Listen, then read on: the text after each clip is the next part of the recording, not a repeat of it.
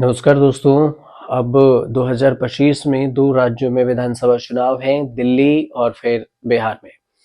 लेकिन कांग्रेस 26 जनवरी 2025 से संविधान बचाओ राष्ट्रीय पदयात्रा निकालने का प्लान बना रही है।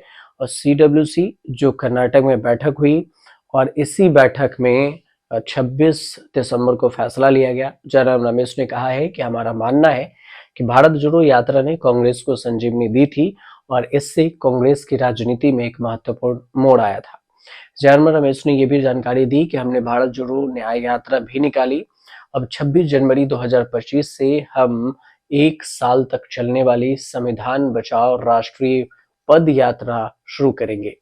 जयराम रमेश ने यह जानकारी देते हुए बैठक में यह भी तय किया, कहा कि हमें महात्मा गांधी के दिखाए रास्ते पर चलना चाहिए। फरवरी से नवंबर 2025 के बीच में कोई बैठक नहीं होगी। यह पार्टी संगठन का साल है।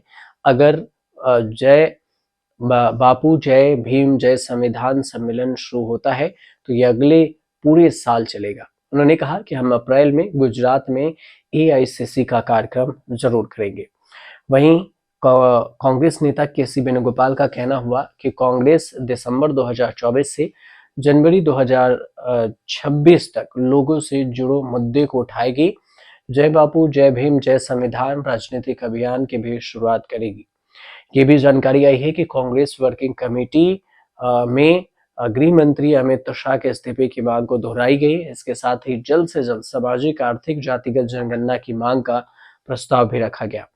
सीडब्ल्यूसी ने बढ़ती कीमतों पर चिंता भी व्यक्त की। साथ ही सरकार से गरीबों को आर्थिक सहायता प्रदान करने और बजट में मिडिल क्लास के लिए टैक्स से राहत देने का भी आग्रह किया। कुछ और चीजों पर भी सीडब्ल्यूसी में बातचीत हुई। उसमें बांग्लादेश में धार्मिक अल्पसंख्यकों पर हमले पर भी चिंता व्यक्त की गई। केंद्र सरकार से उनकी सुरक्षा और भलाई सुनिश्चित करने का भी आग्रह किया गया।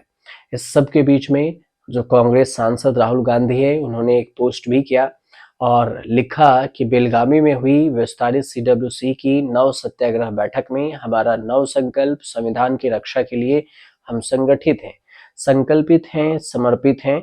सीडब्ल्यूसी की बैठक में फैसला लिया गया है। कांग्रेस गांव और कस्बों से रिले फॉर्म में राष्ट्रव्यापी जनसंपर्क अभियान संविधान बचाओ राष्ट्रीय पदयात्रा शुरू करेगी। बैठक के बाद केसी वेणुगोपाल का कहना हुआ कि 2025 हर स्तर पर कांग्रेस के संगठनात्मक सुधार का वर्ष रहेगा। हम बड़े पैमाने पर संगठनात्मक सुधार करेंगे जो तुरंत शुरू होंगे। सीडब्ल्यूसी ने 2 प्रस्ताव भी पारित किए, एक महात्मा गांधी पर तो दूसरा राजनीतिक स्थिति पर।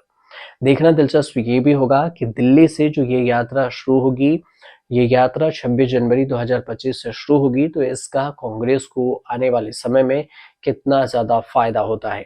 सबसे ज्यादा फायदा तो ये भी देखने वाली होगी कि दिल्ली में विधानसभा चुनाव है 70 सीटों पर और दिल्ली से ही ये यात्रा शुरू हो रही है, तो दिल्ली में कांग्रेस का कितना प्रभाव पड़ता है इस यात्रा से।